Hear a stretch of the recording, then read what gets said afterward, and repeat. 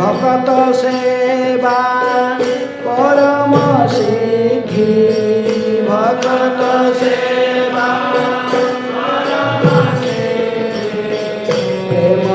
प्रेमलतिकार मूल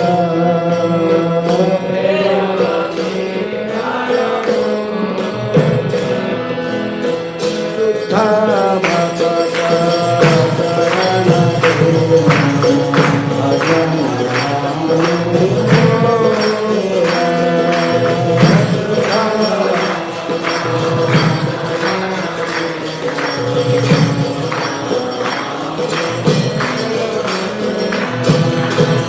माधव भक्ति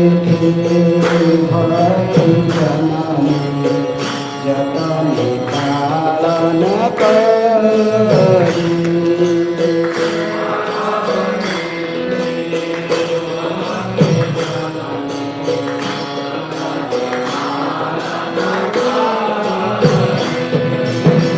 कृष्ण वसति वसति बोली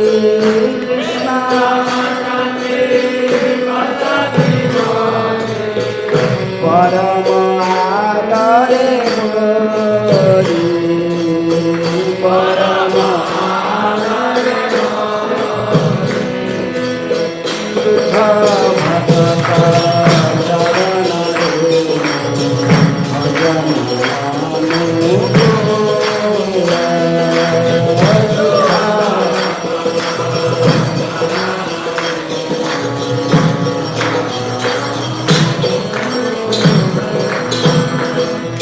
गौर आमार देश स्थानी भ्रमण गौर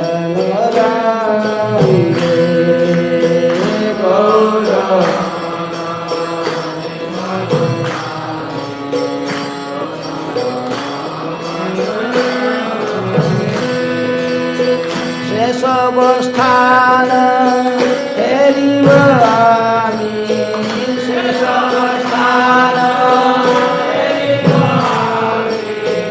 प्रणय भक्त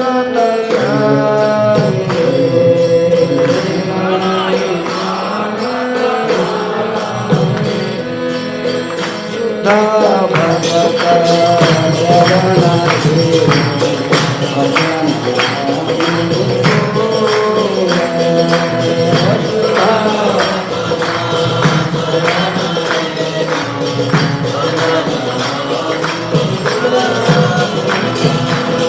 मृदंग वाद्य सुनिते मन अवसर सदा जाते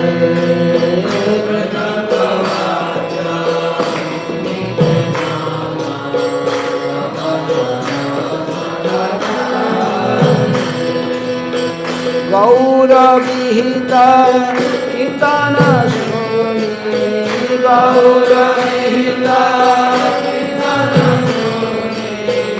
आनंद हृदय नाचे आनंद हृदय शुद्ध भक्त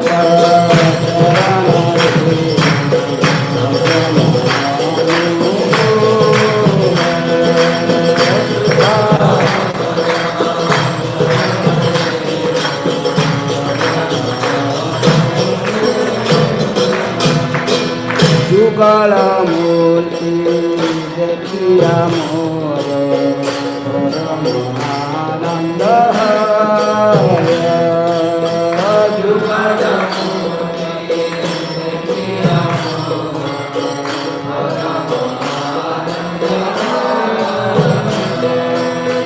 प्रसाद सेवा करिते हय प्रसाद सेवा सकल प्रपंच जाय सकल प्रपंच जाय यदि नदी है भजन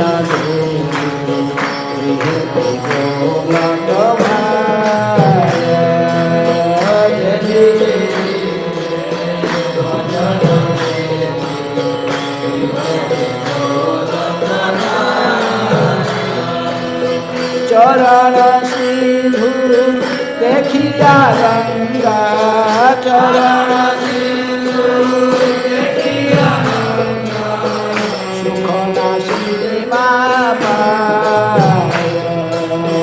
सुख नासी बाबा सुख भजन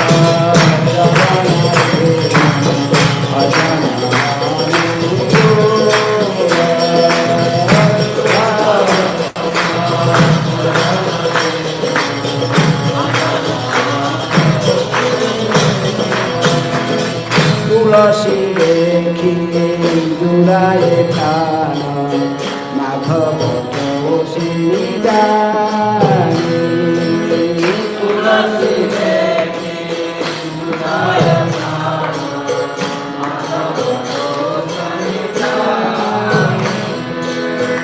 गौर प्रिय साक सेवने गौर प्रिय जीवन सार्थक जीवन सार्थक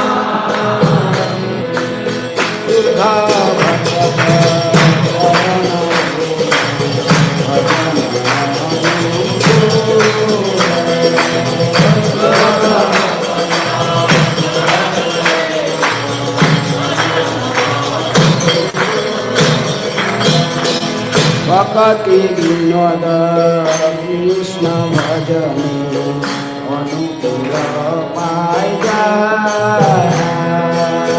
भक्ति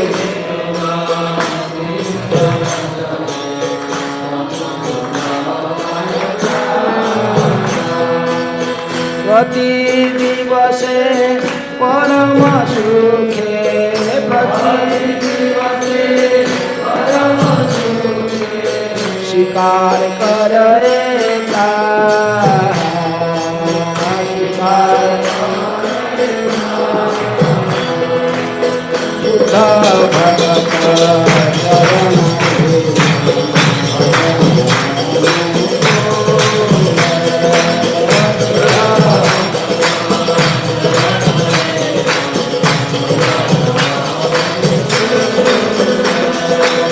भगत सेवा परम सिद्धि भगत सेवा परम सिद्धि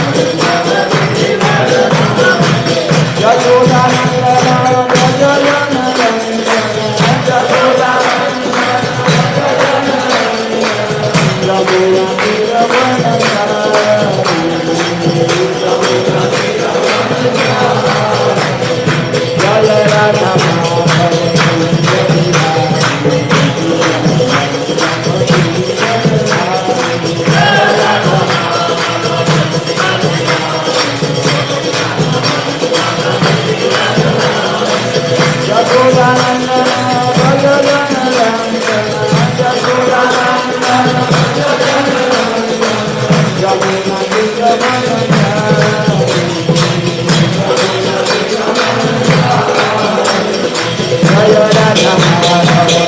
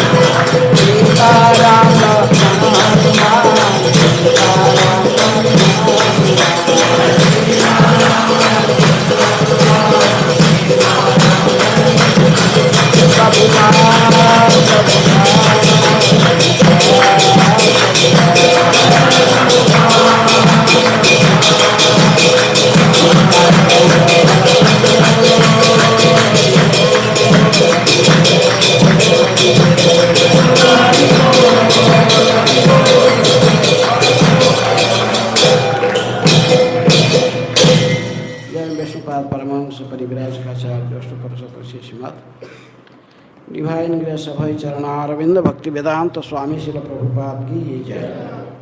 इसका प्रतिष्ठाता आचार्य डिवाइन ग्रेस श्रील प्रभुपाद की जय। जय विष्णुपाद परमहंस परिव्राज का आचार्य अष्टोत्तर शतशी श्रीमद डिवाइन ग्रेस भक्ति सिद्धांत सरस्वती गोस्वामी श्रील प्रभुपाद की जय।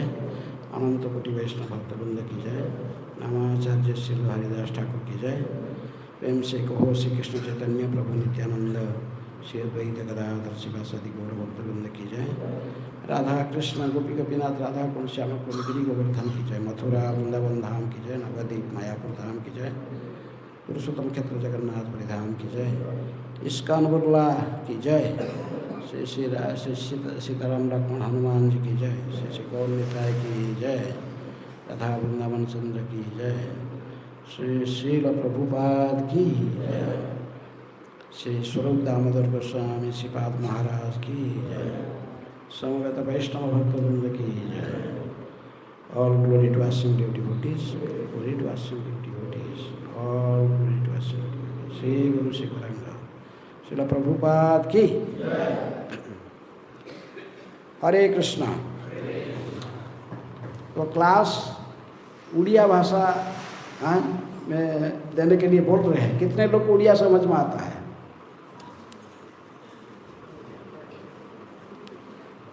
किसको उड़िया समझ में नहीं आता हाथ उठाओ। उड़िया किसको समझ में नहीं आता? अच्छा, वो माता जी उड़िया नहीं समझते क्या? उड़ीसा का नहीं है? हाँ? कितने लोग को हिंदी समझ में आता है? जितना उड़िया समझते इतना हिंदी समझते हैं। कौन हिंदी नहीं समझता हाथ उठाओ। हिंदी नहीं समझ में आता नहीं किसको? सबको हिंदी समझ में आता है। तो क्लास फिर उड़िया में क्यों होगा?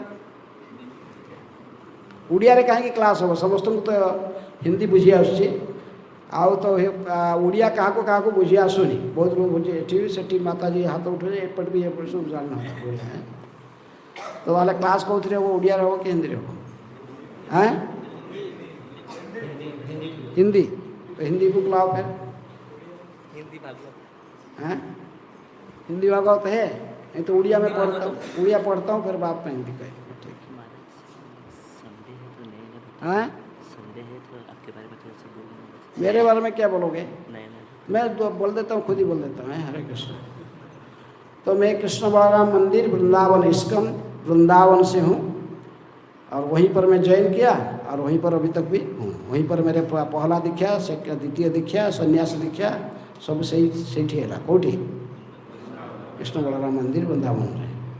और हिज होलीनेस गोपाल कृष्ण गोस्वामी महाराज के मैं शिष्य हूँ और वर्तमान मैं इस्कॉन में दीक्षा गुरु के रूप में भी सेवा कर रहा हूँ।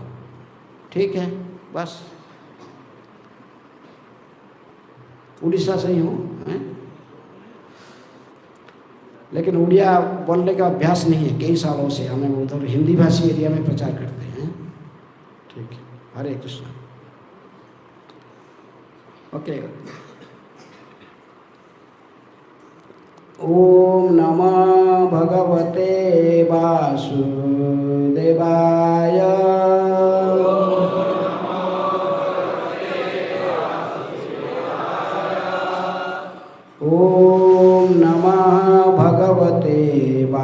वासुदेवाय।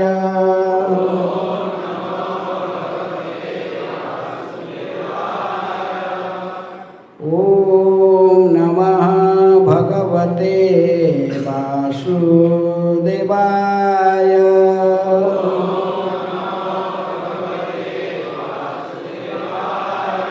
नारायणं नमस्कृत्य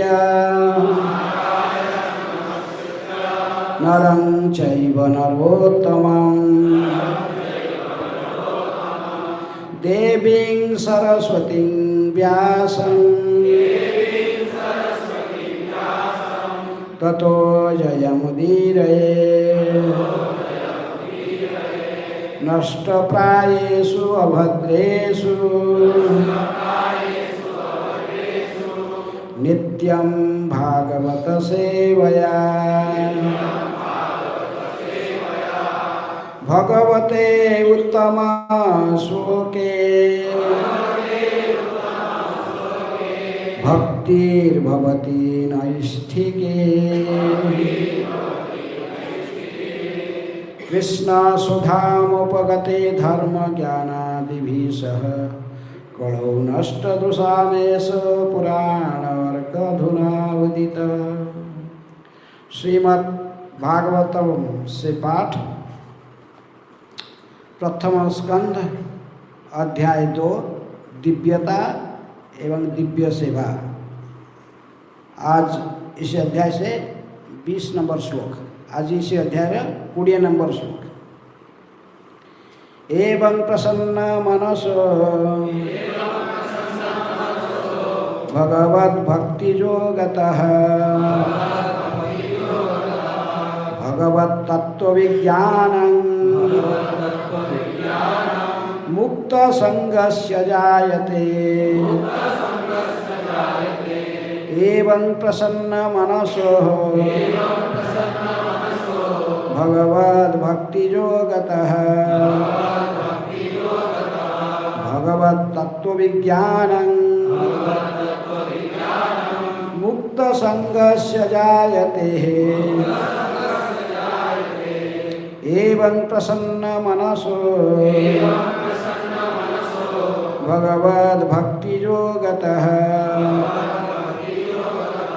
भगवत्तत्त्वविज्ञानं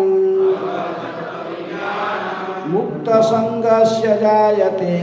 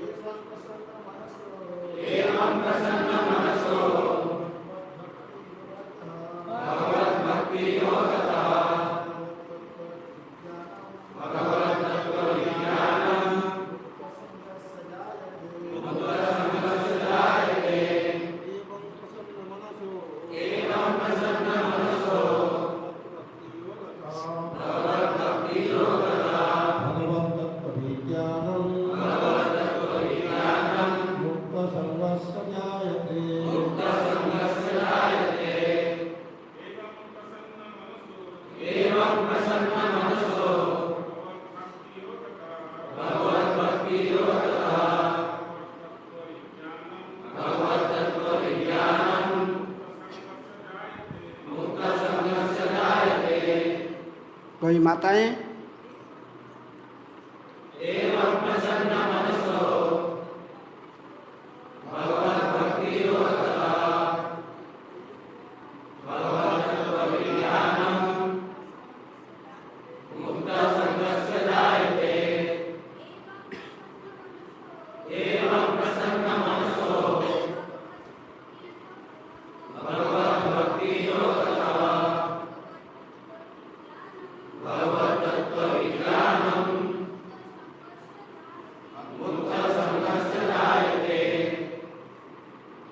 शब्दार्थ एवं इस प्रकार प्रसन्न स्फूर्त मनसः मन से भगवत भक्ति भगवान की भक्ति के योगतः संपर्क से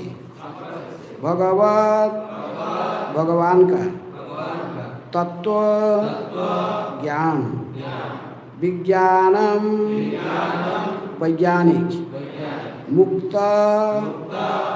हुआ संगस्य संगति का जायते हो जाता है। अनुवाद तथा तात्पर्य कृष्ण कृपा स्मृति अभय चरणारविंद भक्ति वेदांत स्वामी श्रील प्रभुपाद जी के द्वारा। श्रील प्रभुपाद की जय। अनुवाद। इस प्रकार शुद्ध सत्व में स्थित होकर जिस मनुष्य का मन श्री भगवान की भक्ति के संसर्ग से प्रसन्न हो चुका होता है, उसे समस्त भौतिक संगति से मुक्त होने पर श्री भगवान का वास्तविक वैज्ञानिक ज्ञान विज्ञान तत्व प्राप्त होता है। दोहराइए। इस प्रकार शुद्ध सत्व में स्थित होकर जिस मनुष्य का मन भगवान की भक्ति के संसर्ग से प्रसन्न हो चुका होता है, उसे समस्त भौतिक संगति से मुक्त होने पर श्री भगवान का वास्तविक वैज्ञानिक ज्ञान विज्ञान तत्व प्राप्त होता है। तात्पर्य। श्रीमद् भगवद गीता के 7वें अध्याय के 3 नंबर श्लोक में कहा गया है कि 1000 सामान्य मनुष्य में से कोई एक भाग्यशाली होता है जो जीवन सिद्धि के लिए प्रयत्न करता है। अधिकांश मनुष्य रजोगुण तथा तमोगुण से प्रेरित होते हैं और इस प्रकार वे काम, इच्छा, लोभ, अज्ञान तथा निद्रा में सदैव लिप्त रहते हैं। ऐसे अनेक मनुष्य रूपी पशुओं में से कोई एक ऐसा वास्तविक रूप में मनुष्य होता है जो मानव जीवन की जिम्मेदारी को जानता है और निर्दिष्ट कर्तव्य का पालन करते हुए जीवन को पूर्ण बनाने का प्रयास करता है। जीवन में इस प्रकार के सफलता प्राप्त किए हुए हजारों व्यक्तियों में से कोई एक व्यक्ति भगवान श्री कृष्ण के विषय में वैज्ञानिक ढंग से जान सकता है। श्रीमद् भगवद गीता के 18वें अध्याय की 55 नंबर श्लोक में ही कहा गया है कि श्री कृष्ण के विज्ञान को केवल भक्ति योग की प्रक्रिया द्वारा जाना जा सकता है। ठीक इसी बात की उपयुक्त श्लोक में पुष्टि हुई है। कोई भी सामान्य व्यक्ति, यहाँ तक कि जिसने मानव जीवन में सफलता प्राप्त कर ली है, वह भी श्री भगवान के विषय में पूर्ण रूप से या वैज्ञानिक ढंग से जान नहीं सकता। मानव जीवन में सिद्धि सभी प्राप्त होती है, तभी तो प्राप्त होती है जब वह यह समझ लेता है कि वह पदार्थ का प्रतिफल नहीं अपितु आत्मा है। और जो ही वह यह समझ लेता है कि उसे पदार्थ से कुछ लेना देना नहीं है, तो ही वह भौतिक लालसाएं त्याग देता है और आध्यात्मिक जीव के रूप में जीवंत हो जाता है।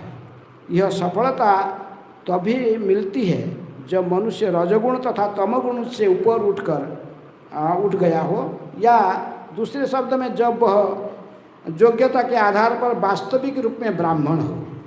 ब्राह्मण शब्द सत्वगुण का प्रतीक है।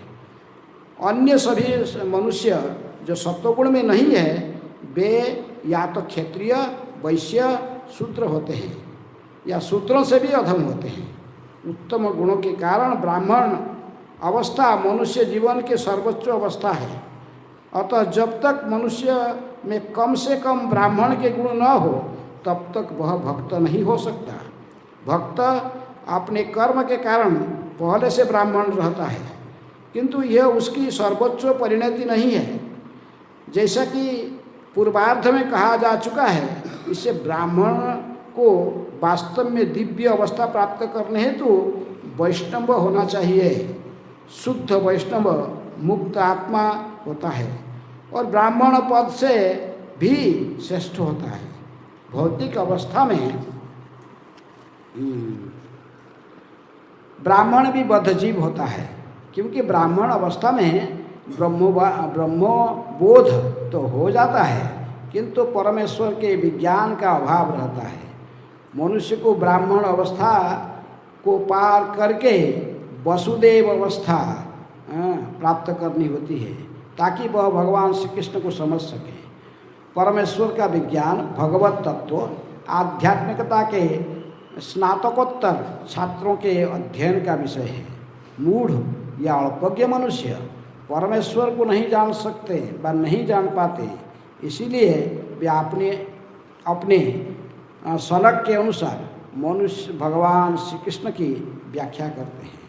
किंतु तथ्य यह है कि ब्राह्मण अवस्था प्राप्त करने पर भी भौतिक गुणों के कलमश से मुक्त हुए बिना कोई श्री भगवान के विज्ञान को नहीं समझ सकता व नहीं समझ पाता। जब योग्य ब्राह्मण यथार्थ रूप में वैष्णव बन जाता है, तो वह मुक्ति की प्रबुद्ध अवस्था में यह जान लेता है कि वास्तव में श्री भगवान क्या है। ओम अज्ञानातिमिरान्धस्य ज्ञानाञ्जनशलाकया चक्षुर्मिलितं येन तस्मै श्रीगुरुवे नमः।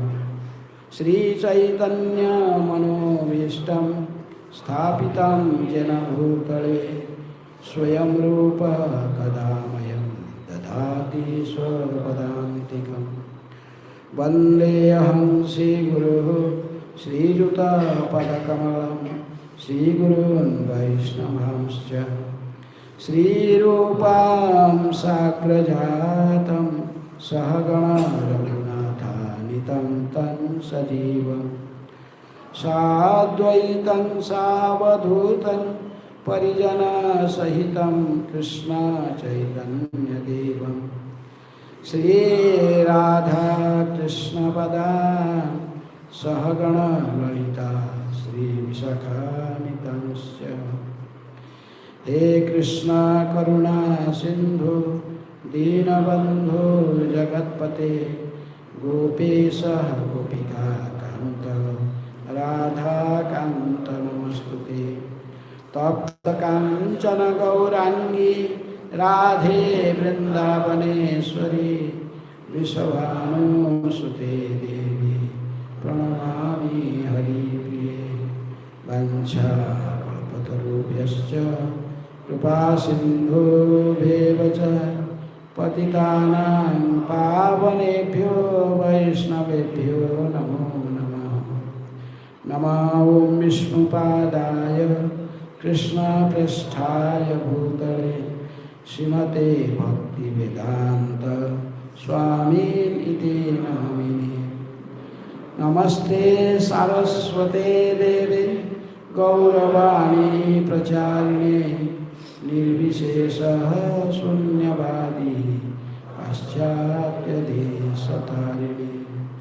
नमो महावदान्याय कृष्णप्रेमप्रदायते कृष्णाय कृष्णचैतन्य नामिने गौरतिसे नमः। कृष्णाय वासुदेवाय देवकी नंदनाय च नंदगोपकुमाराय गोविंदाय नमो नमः। श्री कृष्ण चैतन्य प्रभु नित्यानंद श्री अद्वैत गदाधर शिवासादि गौरभक्तवृंद। हरे कृष्णा कृष्णा कृष्णा हरे हरे हरे राम राम राम हरे हरे। हरे कृष्ण।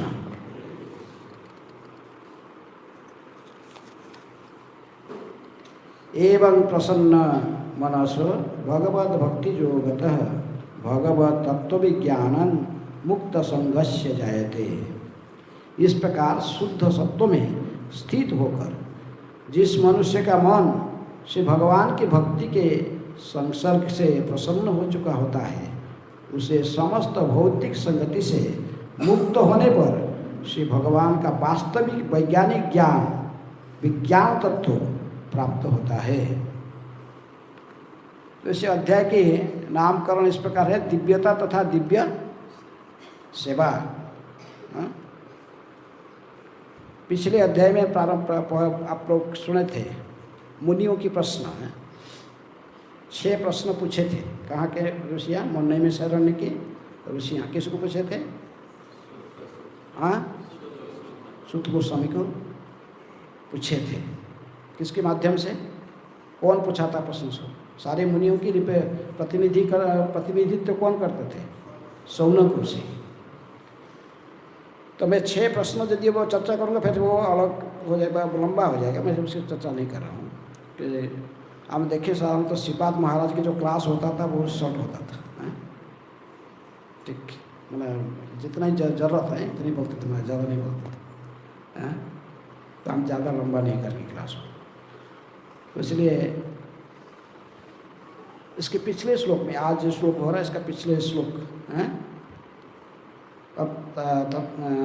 तथा रजस्तम भावा काम लोभादयश्चये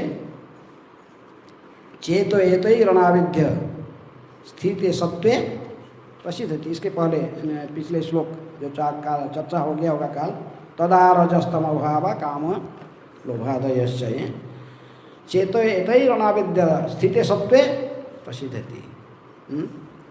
जब तक व्यक्ति तमोगुण और रजोगुण की में रहता है तभी उसके मन में काम और लोभ ये उत्पन्न होते हैं। काम और लोभ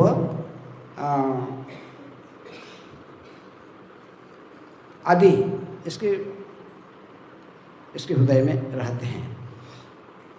अर्थात जब तक हम रजोगुण और तमोगुण से मुक्त नहीं हो पाएंगे तब तक हम शुद्ध भक्ति करने के लिए योग्य नहीं हैं। इसलिए आगे नेक्स्ट लाइन क्या कहा था कल? चेत एतैर अनाविद्य स्थिते सत्वे प्रसिद्धति। हमारा चित्त निर्मल होकर भगवान की भक्ति में कैसे कब लगता है? स्थिते सत्वे प्रसिद्धति, जब हम सत्वगुण में आते हैं। इसलिए कहा जाता है कि भक्ति का शुभारंभ होती है कहाँ से? सत्वगुण से भक्ति का शुभारंभ होती है। लेकिन भक्ति केवल विशुद्ध, क्योंकि तात्पर्य के अंत में प्रभुपाद कहते हैं कि नहीं केवल ब्राह्मण वर्णाश्रम धर्म में 4 वर्ण होते हैं, ब्राह्मण, क्षत्रिय, वैश्य, शूद्र। इसमें से ब्राह्मण जो होता है सत्वगुण में रहता है, क्षत्रिय रजोगुण के, वैश्य रज और तम मिश्रित है, और शूद्र सदा तमगुण में ही रहता है। तो इसलिए इनमें से भक्ति कौन कर पाएगा? न जो जिसके पास सत्वगुण की प्राधान्यता है, ब्राह्मण। इसलिए प्रभुपाद तात्पर्य में ये भी लिखते हैं कि ब्राह्मण के पद पर आए बिना भक्ति करना संभव नहीं है। लेकिन फिर बाद में प्रभुपाद जी कहते कि लेकिन ब्राह्मण केवल वैष्णव, ब्राह्मण का लाइफ पूरा नहीं हो गया, पूर्णता नहीं है। ब्राह्मणों को आगे बढ़कर वैष्णव की पद पर आना पड़ेगा। हैं? जो भगवान विष्णु की भक्ति करते हैं उनको क्या कहते हैं?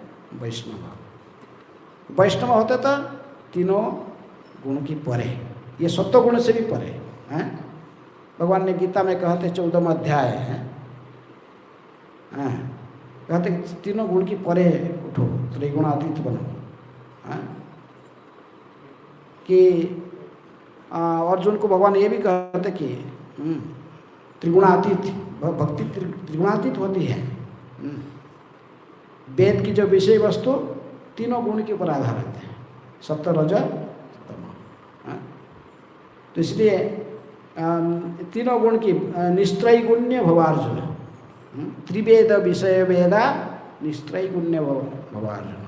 वेद की विषय वस्तु तीनों गुण के ऊपर आधारित है, सत्वगुण रजगुण तमगुण के आधार। वेदों में लगभग 90% केवल कर्मकांड की व्याख्या की गई है। ये करने से वो मिलेगा, ये करने से वो मिलेगा, सब केवल कर्मकांड। और तो कुछ लगभग 5% से ज़्यादा तो फिर नहीं, और 10% जो वो ज्ञान कांड के ऊपर चर्चा की गई है। ज्ञान है, निर्विशेष मुक्ति कैसे प्राप्त करना। भक्ति बहुत गुह्य रूप से छुपा होकर वेद में है, हाँ? इसलिए ये केवल सत्वगुण से तो भक्ति शुभारंभ होती है, लेकिन भक्ति का पूर्णता वैष्णव स्तर में आने से होता है। अर्थात ज्ञान विज्ञान दोनों, यहाँ पर दो ज्ञान विज्ञान। ज्ञान तो प्राप्त कर लेता है ब्राह्मण की स्थिति पर, सत्वगुण से आकर शास्त्र अध्ययन करके ज्ञान तो प्राप्त कर लेगा, लेकिन प्रैक्टिकल विज्ञान का अर्थ जो ज्ञान को जानता है थियोरेटिकली, शास्त्र से पढ़ा है, इसको अपने जीवन में व्यावहारिक रूप में उतार लेना। विज्ञान का अर्थ तो ये प्रैक्टिकल है। जैसे में अब साधारणतः तो जो थियोरेटिकल विज्ञान जो साइंस पढ़ते हैं, तो कुछ पढ़ते किताब में, फिर इसको जाके लेबोरेटरी में प्रैक्टिकल कर, फिर इसको प्रैक्टिकल करते ना। इसलिए विज्ञान तो उसको कहते हैं जिसको हम थियोरेटिकली शास्त्र में पढ़े, इसको अपने जीवन में फिर प्रैक्टिकल रूप में उतारें। वैष्णव इसको प्रैक्टिकल उतारता है, जो कुछ सीखा केवल सीखने से नहीं इसको उतारता। ब्राह्मण और वैष्णव में अंतर है। ब्राह्मण तो रावण भी था, रावण भी ब्राह्मण था ना, विश्ववानंदन रावण, तो उसको भी तो वो ब्राह्मण है। यहाँ तक कि रामचंद्र जी ने जब सेतुबंध के यज्ञ करते थे रामेश्वरम में, पुरोहित रूप में उसी को वर्ण किए थे। किसको? जब उन्होंने ब्रह्मा जी को बुलाए आज पुरोहित काम करने के लिए, रामचंद्र ने उनको निमंत्रण दिया। ब्रह्मा जी कहे कि नहीं, अभी मर्त्य लोक में ब्राह्मण है, ब्राह्मण यदि नहीं होता मैं जाता। बोले कौन ब्राह्मण है? बोले ये ब्राह्मण है रावण, विश्ववानंदन ब्राह्मण है। ब्रह्म जानाति इति ब्राह्मण, जो ब्रह्म को जानता ब्राह्मण, वो जानता है सब, लेकिन इसके स्वभाव ऐसे इसको वैसे करने के लिए बाध्य कर देता, लेकिन वो तो जानता है। गुण है प्रकृति क्रियमाणानि गुणै कर्माणि सर्वशः अहंकार विमूढ़ात्मा कर्ता अहंमिति मन्यते। सभी कर्म अपने प्रकृति के और स्वभाव के आधार पर गुणों के द्वारा वो कार्य करते हैं। कहीं रावण ब्राह्मण है, रावण को इन्वाइट दिया तो आया भी, जानता है यज्ञ किस लिए हो रहा है। शत्रुबंध बांधने की ये रावण को ही वध करने के लिए यज्ञ हो रहा है, लेकिन फिर भी रावण आके यज्ञ का जब क्या पुरोहित बन के वहाँ यज्ञ संपन्न करके गया। ये ब्राह्मण, ये सब जानता है, लेकिन रावण राम का भक्ति नहीं करता। सत्वगुण की स्थिति ब्राह्मण का यही है। ब्राह्मण हो सकता है, लेकिन ये जरूरी नहीं कि वैष्णव होगा। ब्राह्मण हो कि भी कोई शिव भक्ति करता है, कोई और कुछ करता है, वो अन्य देव देवता का यज्ञ करता है, कर्मकांड करता है। लेकिन जो वैष्णव होता है वो सारे रहस्य को समझ जाता है। एक लाख ईश्वर कृष्ण आर सब भृत्य, जा रहे जैसे नाचा ऐसे तैसे करे नृत्य, इसलिए वो अन्य को पूजन नहीं करता है। तो इसलिए ये श्लोक में हम देखें प्रभुपाद के तात्पर्य के आधार पर चर्चा करेंगे। एवं प्रसन्न मानस भगवत भक्ति जोगत है। जो कब एक व्यक्ति प्रसन्न चित्त में कब आता है न, भगवत भक्ति जोगत, जब भक्ति योग को आश्रय करके भगवान की उपासना करता है। भगवान को प्रसन्न करने के लिए जब ये प्रयास करता है, कैसे ना, भक्ति के माध्यम से, तभी वो प्रसन्न चित्त में रह सकता है। अर्थात जो तीनों गुणों की परे है, विशुद्ध सत्व की स्थिति पर रहकर भगवान की भक्ति करता है, तभी प्रसन्न मानस रह सकता है। और भगवत तत्व विज्ञानम, जो सत्व गुण विशुद्ध सत्व के स्तर पर आता, फिर वो भगवत तत्व के विज्ञान को समझने में समर्थ हो सकता है।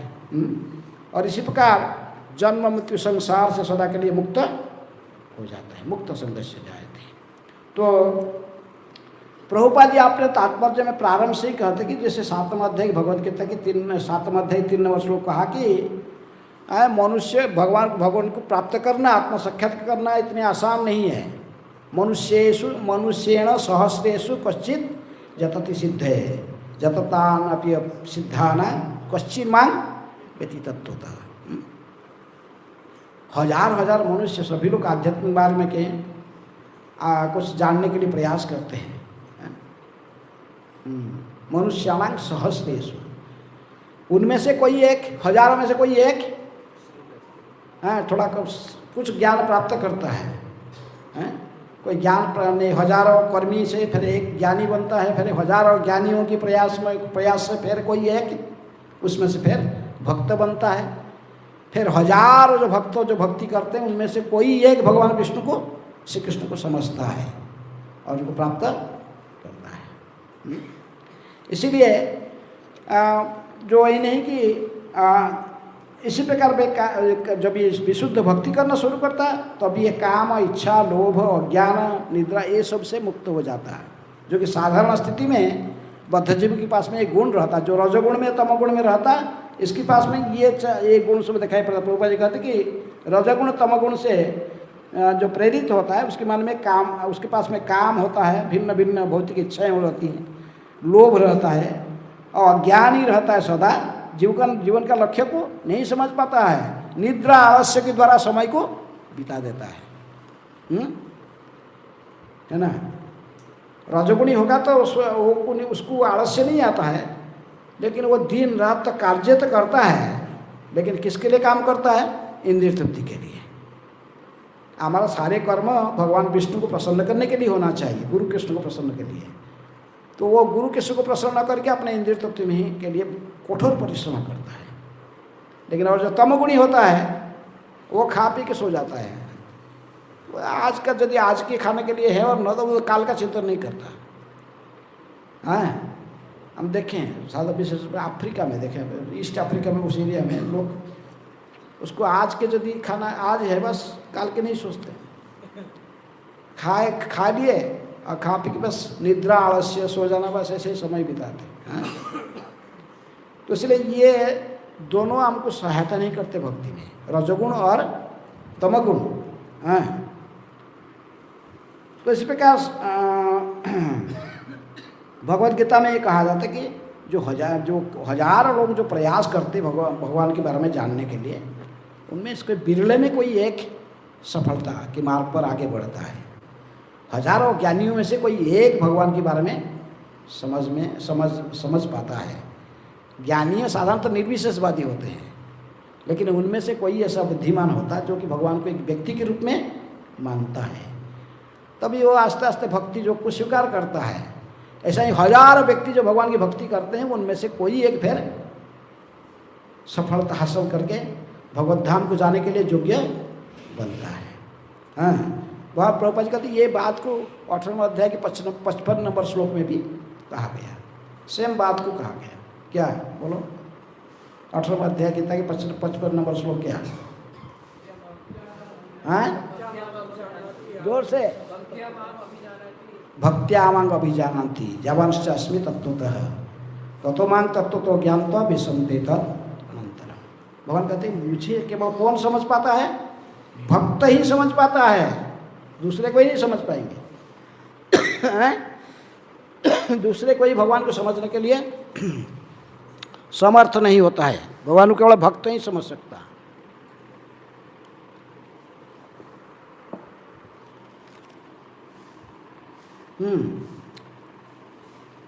तो इसी प्रकार ये उपयुक्त जो श्लोक में पुष्टि की गई कि कोई भी सामान्य व्यक्ति, यहाँ तक कि जिसने मानव जीवन की सफलता प्राप्त कर ली है, वह भी भगवान के विषय में पूर्ण रूप से वैज्ञानिक ढंग से नहीं जान सकता।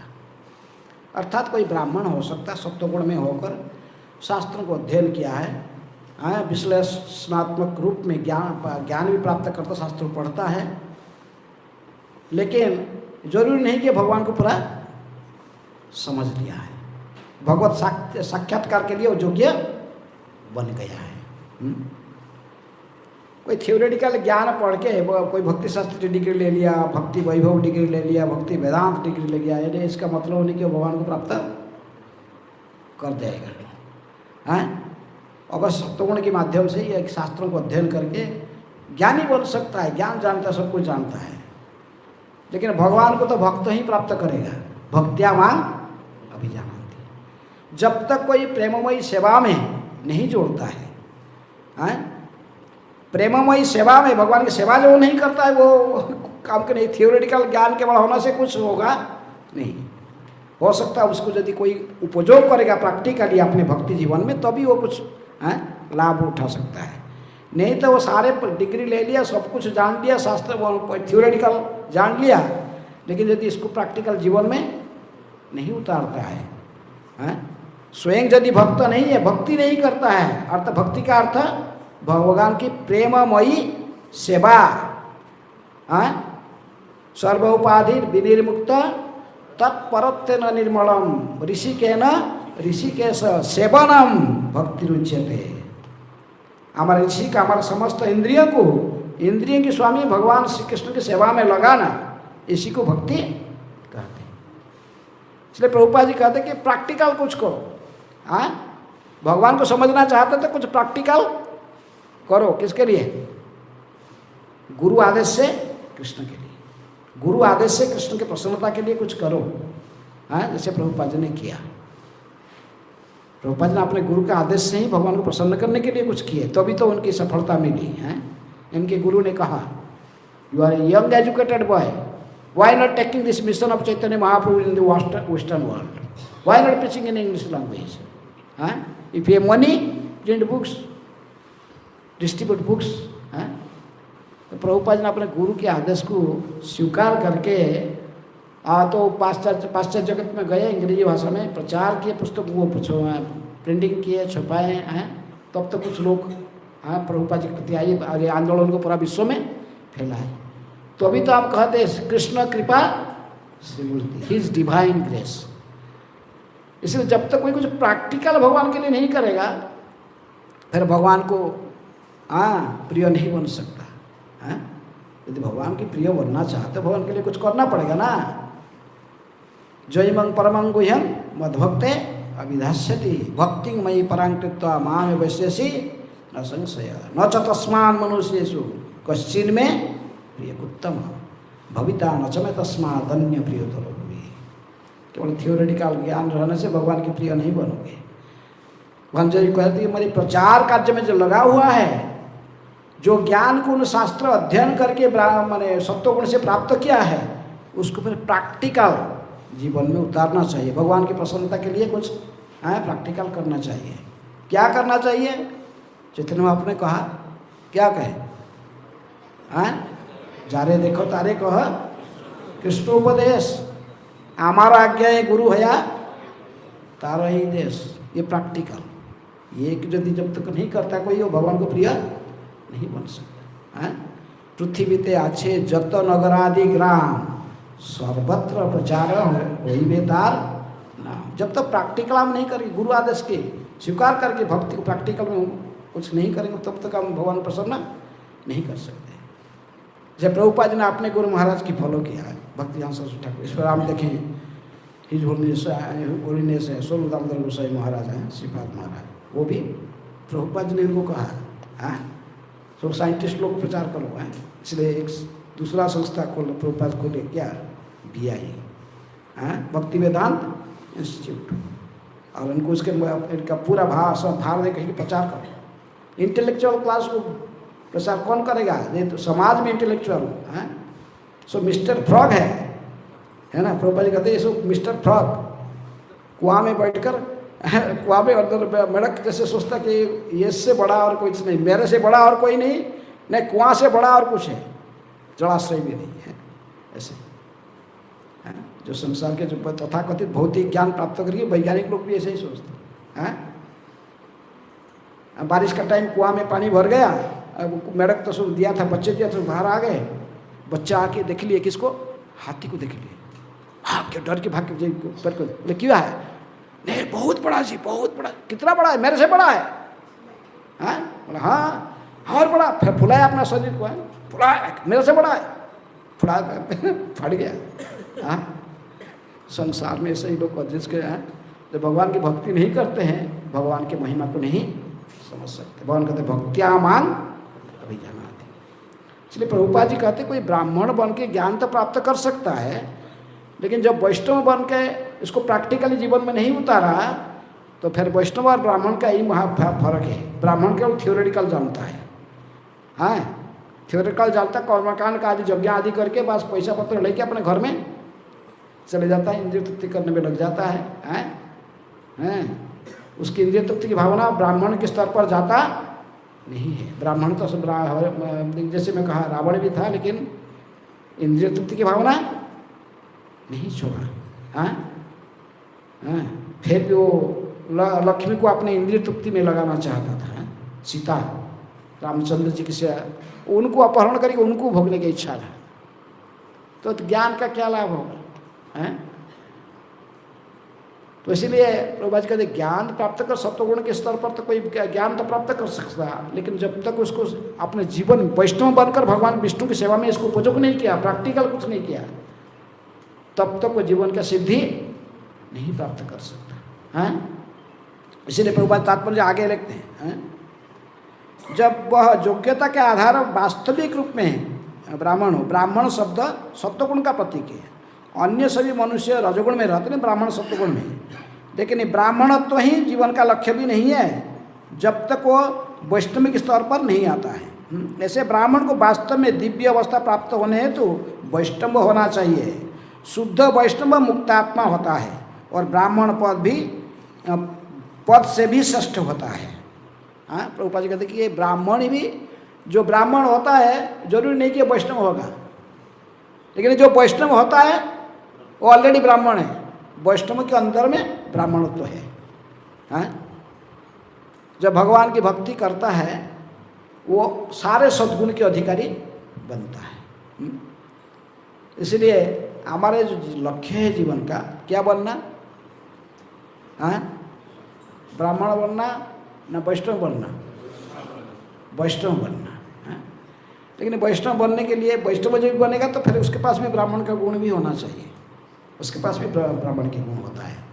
वैष्णव के पास भी चाहे कहीं से जन्म ले, बहुत निम्न कुल में, शूद्र कुल में जन्म लिया, बस शूद्र से नीच कुल में, नामाचार्य हरिदास ठाकुर, हाँ, जबन कुल में, लेकिन जब भक्ति करने लगे, भगवान के नाम भजन करने लगे, हाँ, तो फिर आस्ते आस्ते वो वैष्णव बन गए, भगवान की भजन करने लगे, आस्ते आस्ते सारे ब्राह्मण का गुण उनके चरित्र में आ गया।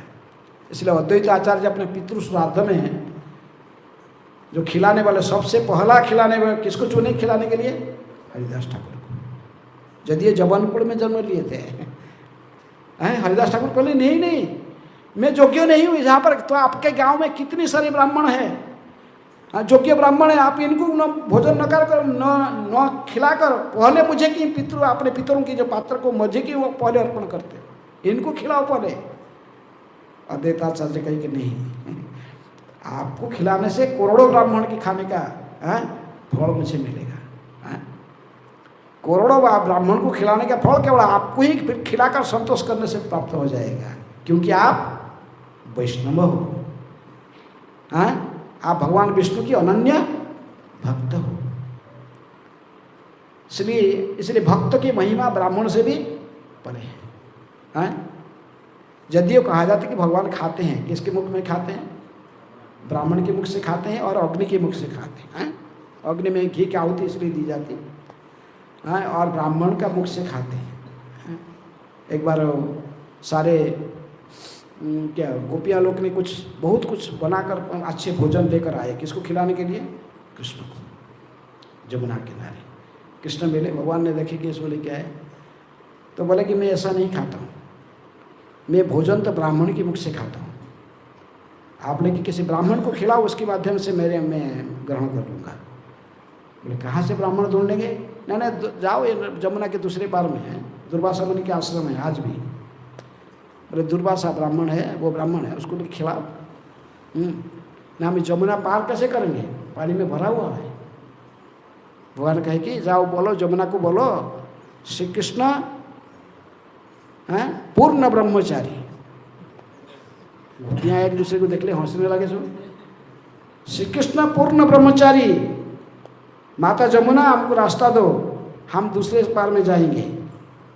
हैं दुर्वासा ब्राह्मण को ये भोजन खिलाने के हम जाएंगे ना। श्री कृष्ण पूर्ण ब्रह्मचारी। अरे गोपियाँ की ये पूर्ण ब्रह्मचारी कैसा है? हैं रास रचाता है सब। तो वो कहे कि तो बस फिर कहे तो बोला ठीक है चलो देखे क्या जमुना के बोले। तो जमुना तुरंत ही जोर से आवाज़ करके बालू के पूरा एक रास्ता बना दिया, सीधा चले गए सब दूसरे साइड। वो जाते ही फिर वो रास्ता बस पानी में मिट गया। उस साइड में जाकर दुर्वासा के पास पहुँचे। दुर्वासा क्या कर रहा था? दुर्वासा बैठकर अपने नित्य कर्म कर रहा था। सब स्नान थोड़ा वेट के सब कंप्लीट कर लिया, अपने जो पूजा पाठ ये सब करना सब कंप्लीट हुआ। तो बोले कि भगवान ने कहे कि आप एक भोजन करेंगे तो भगवान भी संतुष्ट हो जाएंगे, तो आपके लिए भी भोजन से हम लाए। तो दुर्वासा ठीक भोजन सारे रख दिए, अपने पानी भगवान के नाम से पूरे सब अर्पण कर दिया।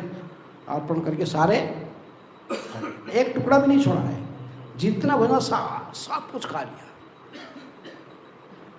बात में कहे कि गोपियाँ कहे कि दूसरी साइड में हम जाएंगे कैसे? अभी जाना है, पूरा जमुना तो भरपूर है पानी हैं। महामुनि कुछ तो दुर्वासा कहे कि जाओ जमुना को बोलो दुर्वासा दुर्वाहारी अथवा निराहारी। दुर्वासा कुछ खाता नहीं है। क्या खाता है? दूब की घास, दूब घास कभी खाता नहीं, तो पूरा निराहारी रहता है। गोपियाँ एक दूसरे बोले हमारे सामने सारे खाया है, निराहारी किया।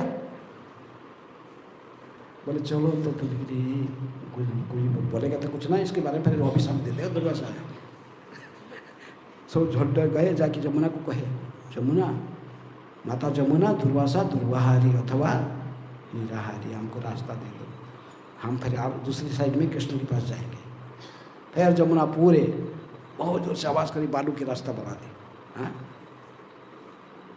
फिर बड़ा आश्चर्य भी, ये ब्रह्मचारी और वो दो दुर्वाहारी। पूछे भगवान श्री कृष्ण को रहस्य क्या है इसका? हाँ भगवान कहे कि दुर्वासा जो खाया वो संपूर्ण रूप में इंद्रिय तृप्ति की भावना से मुक्त था। जानता है मेरे मुख से कौन खा रहा है?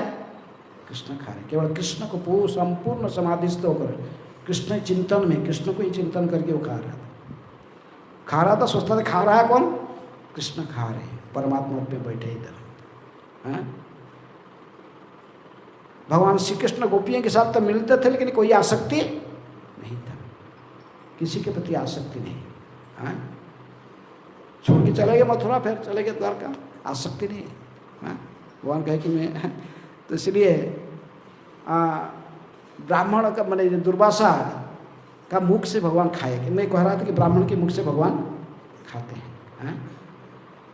लेकिन ब्राह्मण विशेष रूप में उसके मुख से भगवान प्रसन्न होते जब भी वो वैष्णव होता है। सुदामा विप्र वो भी ब्राह्मण था, लेकिन भगवान उसके प्रति बड़े प्रसन्न थे। उसके जो लेके आया था टुकड़े हुए चावल उसको भी खाए।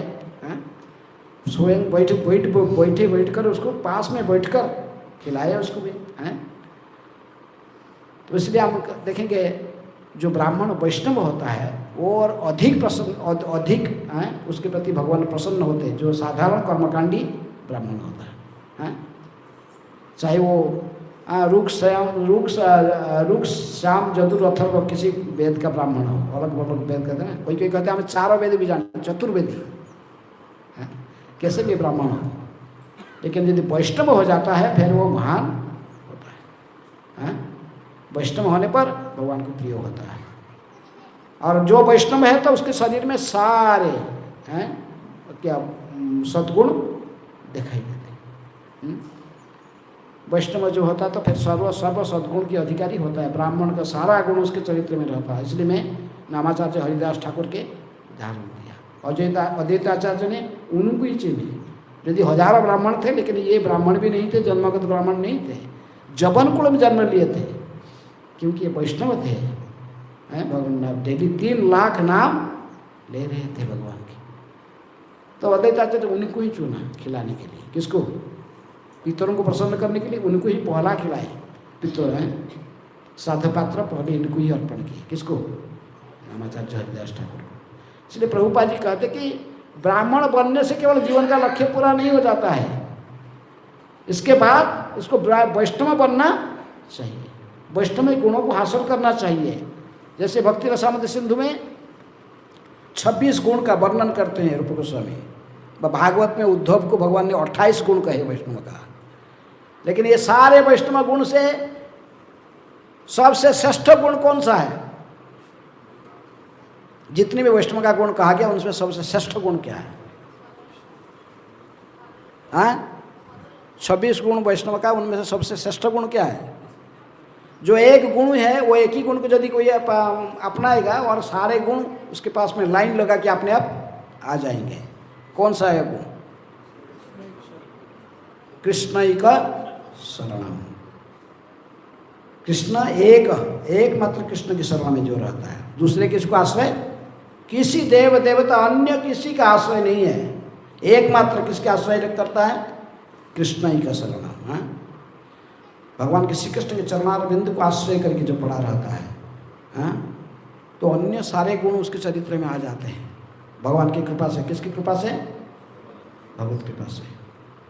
हाँ, पांडव लोग के पास में एक ही गुण था, अच्छे गुण, कि वो कृष्ण की अदा कुछ नहीं जानते थे। हाँ, चाहे अर्जुन खुश हो गया सब कुछ लेने, सरी वो दुर्योधन खुश हो गया, नारायणी सेना और इतने सारे सैनिक मिल गए उसको, और लाखों वो लोग सब युद्ध करेंगे, अस्त्र शस्त्र लेके युद्ध करेंगे वो और भगवान कहे कि मैं अस्त्र भी धारण नहीं करूँगा, हैं, मैं केवल सिर्फ बैठूंगा, सारथियों की बैठूंगा, थोड़ा युद्ध देखूंगा। दुर्योधन तो सोचा कि बेकार का आदमी, जो दुर्योधन इसको लेके क्या करेंगे। हाँ, लेकिन बुद्धिमान तो वही है। हाँ, पांडव जानते हैं कृष्ण के अलावा हमको कुछ दूसरी वस्तु नहीं चाहिए, दूसरे कुछ नहीं चाहिए, चाहे कुछ युद्ध करे ना करे, हमको कृष्ण ही ठीक है। हाँ? उसी में प्रसन्न रहे, जानते कि कृष्ण की इच्छा के बिना कुछ नहीं होता है। हाँ?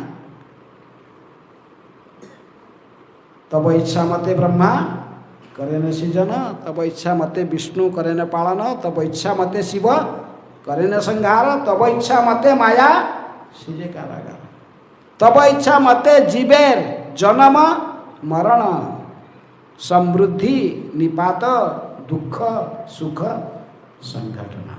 वैष्णव के सारे रहस्य पता रहता है, इसलिए अन्य किसी के पास नहीं जाता है। भगवान इसलिए गीता में कहते सर्वधर्मान परित्यज्य माम एकं, केवल मेरी शरण में आओ।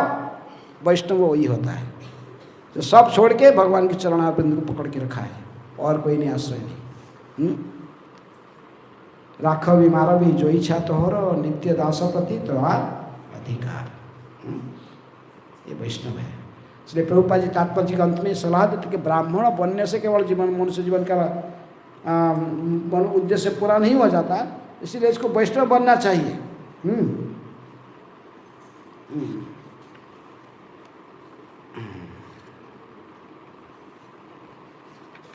वैष्णव बनने बिना कोई अहंकार से मुक्त नहीं हो सकता।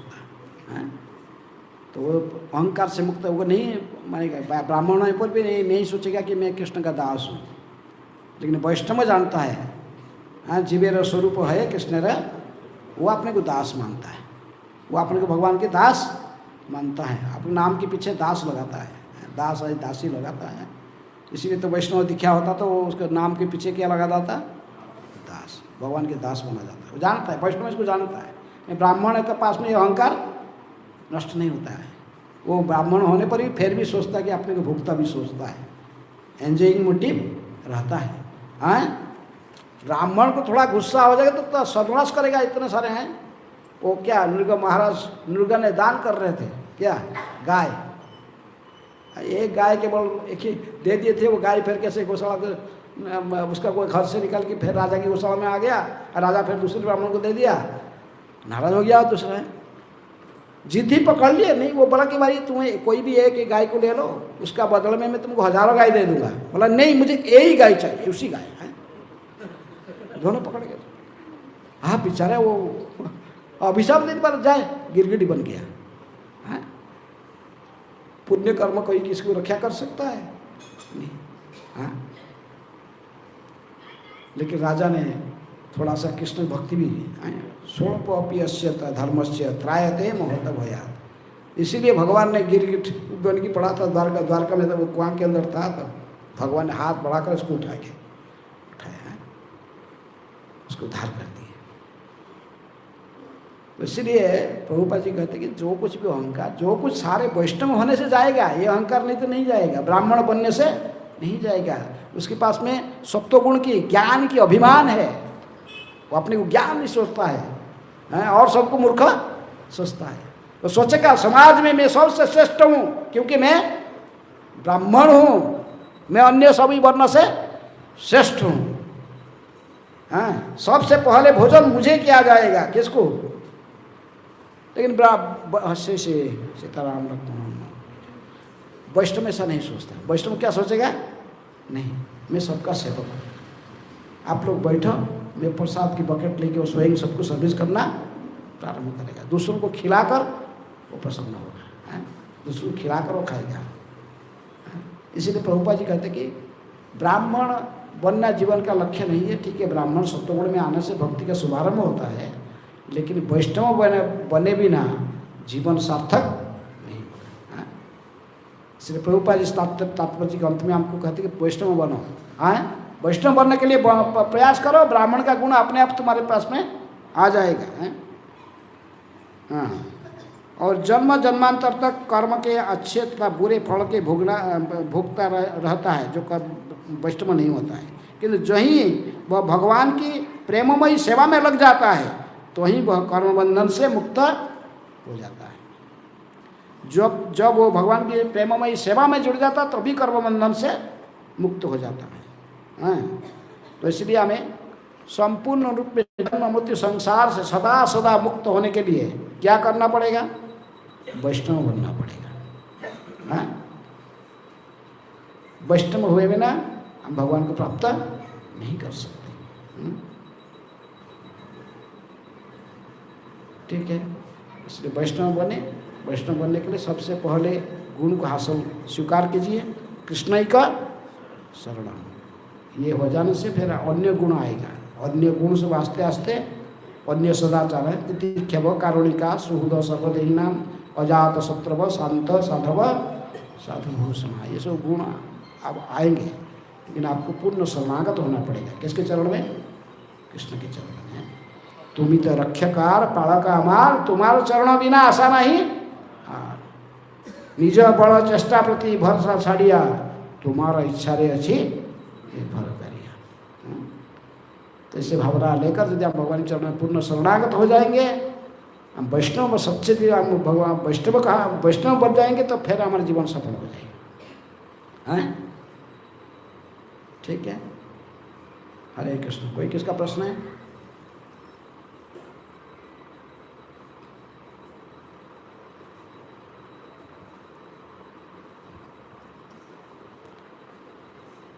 किसी का कोई प्रश्न है?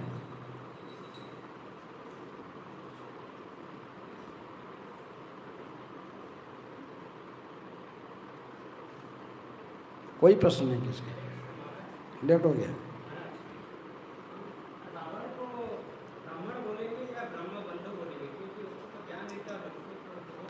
हाँ,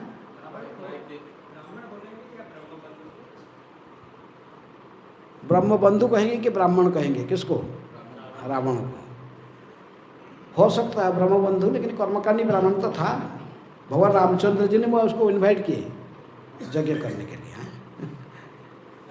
हाँ, ब्रह्म जानता था, ब्रह्म जमाती थी ब्राह्मण, वो ब्रह्म जी को जानता था मैं शरीर नहीं हूँ, मैं आत्मा हूँ। जब भी लास्ट में रावण जो जाता स्वयं रामचंद्र के साथ युद्ध करने के लिए, मंदोदरी रो रहे, रावण उसको ब्रह्म ज्ञान बोले मैं क्यों रो रहे? मैं जानता हूँ मैं कौन हूँ। सारे जीवन का पहला का इतिहास कह रहा है। मैं पहले कौन था? जय विजय था, फिर वो किस प्रकार हैं, अभी रावण कुंभकर्ण बन के आया है। नहीं, वो पहले था क्या हिरण्याक्ष हिरण्यकशिपु, अभी वो रावण कुंभकर्ण आम वही है। ये इनके हाथ में मरने से मैं वो उतारूंगा, तुम क्यों रो रही है? ये जानता था रावण, हाँ, ब्रह्मज्ञानी था, जानता था, लेकिन स्वभाव की इसका जो बाध्य करता था, राक्षस के शरीर जो मिला है इसके लिए युद्ध करता था। प्रकृति का चुंगल से मुक्त नहीं था। क्योंकि देखो ऐसा ही था, पहले से ही वरदान ऐसा ही था, 3 जन्म के बाद उसकी उद्धार होगा। 4 कुमार ने इनको राक्षस जन्म में जाने कहे, तो इसलिए था कि 3 जन्म के बाद, पहले कहे था 7 जन्म, लेकिन बाद में यदि कहे कि भगवान कहे कि जब तुम मित्र बन के मेरी रहोगे सारे जन्म में, तो फिर तुमको 7 बार जन्म लेना पड़ेगा। लेकिन तुम यदि मेरी शत्रु बन के मेरे साथ विलियन बन की लीला में मुझे सहायता, मुझे वीर रस का आस्वादन कराओगे, तो अभी तो फिर 3 लाइफ टाइम में आ जाओगे। से बोला चलो यही ठीक है, ज़्यादा समय नहीं पीछे, 3 लाइफ टाइम। इसलिए वो 3 ही, हिरण्याक्ष हिरण्यकशिपु, रावण कुंभकर्ण, फिर शिशुपाल, दंतवक्र। ये बद्धजीव नहीं है, बद्धजीव है? रावण बद्धजीव था? मुक्तात्मा है। एक बार ड्रामा में विलियन रूल करता था, भगवान से ड्रामा करते आकर यहाँ पर लड़ा दिखा के फिर इनको हमको बोलते हैं, बोले तुम देखो, ये सब ड्रामा करके हमको सिखाते हैं। भगवान ने जो लीला करते किसी बद्धजीव के साथ नहीं। हिरण्याक्ष को प्रहलाद भक्ति किया, और हिरण्याक्ष रखे भगवान ने कहे देख, प्रहलाद की तरह प्रहलाद की तरह भक्ति करेगा, मेरी गोद में बैठेगा, हिरण्यकशिपु बनेगा, फाड़ दूंगा। हाँ, ये ड्रामा करके, उसको ड्रामा के राक्षस है, बताया ना, हिरण्यकशिपु बनेगा, फाड़ दूंगा ऐसा। देख, भक्ति करोगे तो अनुकूल स्वभाव से, अनुकूल्य न कृष्ण अनुशीलनम। इसलिए यह रावण को हम साधारण नहीं समझ, रावण भी, लेकिन हम सिखाए कि ब्राह्मण बन के, रावण की तरह ब्राह्मण बन के यदि भगवान की विष्णुद्रोही बनोगे, रामद्रोही बनोगे, तुम्हारा सर्वनाश हो जाएगा। हाँ, ठीक है। और कोई प्रश्न है? हरे कृष्ण महाराज, धन्यवाद, बहुत अच्छे क्लास के, बहुत प्रेरणादायी था। महाराज प्रश्न है मेरा कि जब हम भक्त बनते हैं तो हमें काम, क्रोध, ईगो ये सबसे दूर रहना चाहिए, लेकिन देखते जब हम सेवा करते हैं, प्रचार के लिए जाते हैं, या कुछ भी सेवा करते हैं, तो वो काम, ईगो हमेशा आ जाता है कि हाँ मैं एक सीनियर डिवोटी हूँ, कि मैं बहुत साल कर लिया हूँ। वो ईगो जितना भी कोशिश करते हो कभी न कभी आ ही जाता है। ये सब ईगो तो आएगा, लेकिन नरोत्तम दास ठाकुर कहते कि काम कृष्ण कर्मार्पणे, क्रोध अभक्त द्वेषी जने, लोभ साधु संगे हरि कथा, इसमें ऐसे उपयोग करो इनको भगवान की सेवा में, तो वैष्णव बन जाओगे। हाँ, ये आएगा, लेकिन इसको कृष्ण की सेवा में लगाना है। हनुमान जी को क्रोध आया, लगाया भगवान की सेवा में, जलाया लंका को है, बस।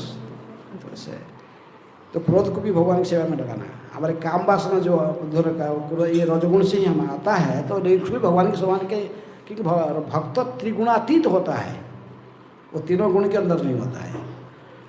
क्योंकि ये सारे जो कुछ उसके स्वभाव जो कुछ भी है, सब कुछ भगवान की सेवा में लगाता है। काम और क्रोध किस लिए आते हैं? काम ऐसा, क्रोध ऐसा, रजगुण समद्भव, रजगुण से यह प्रकट होता है, इसलिए इनको भगवान सेवा में लगाना है। सेवा में लगाने से वो त्रिगुणातीत हो जाते हैं, सत्वगुण से भी परे हो जाते हैं। तो हमारा जो स्वभाव है, लेकिन इसको भक्तों के ऊपर उपयोग नहीं करना। हाँ, जैसे भक्तों के ऊपर क्रोधित नहीं होना, अभक्तों से। जो लोग भक्तों को बाधा देते हैं प्रचार में, बाधा देने आते हैं, तो उनके ऊपर इसको शांति करना है। ठीक है, और कहीं? एक प्रश्न है कि हम अटेंटिवली कैसे जप करें, जैसे क्या बोल? हमको चैंट अटेंटिवली, हम अटेंटिवली कैसे जप करें? जैसे हम 2 घंटे में मान लीजिए जप को सुधारना संपूर्ण करने की कोशिश करते हैं, तो मन थोड़ा रजोगुण में भी चला जाता है। अगर थोड़ा धीरे धीरे करते हैं तो ज़्यादा ध्यान पूर्वक जप कैसे करें, बस इसी के लिए भी सत्वगुण में आना पड़ेगा। हैं, जब तक रजोगुण तमोगुण के प्रभाव में रहोगे तो ध्यान पूर्वक जप नहीं कर पाओगे। रजोगुणी व्यक्ति एक जगह बैठ नहीं सकता, हैं, बहुत गौने पर भाग जाएगा। हैं, कहीं बोला अरे बहुत अर्जेंट काम है, अभी तो माया एक इंस्ट्रूमेंट बना के और दे दिया साहब, क्या मोबाइल, भाग गया मोबाइल उठे, भाई रिंग आ गया तो उठा चला आए, अरे बहुत इम्पोर्टेंट इमरजेंसी है यार। रजोगुण, तमोगुणी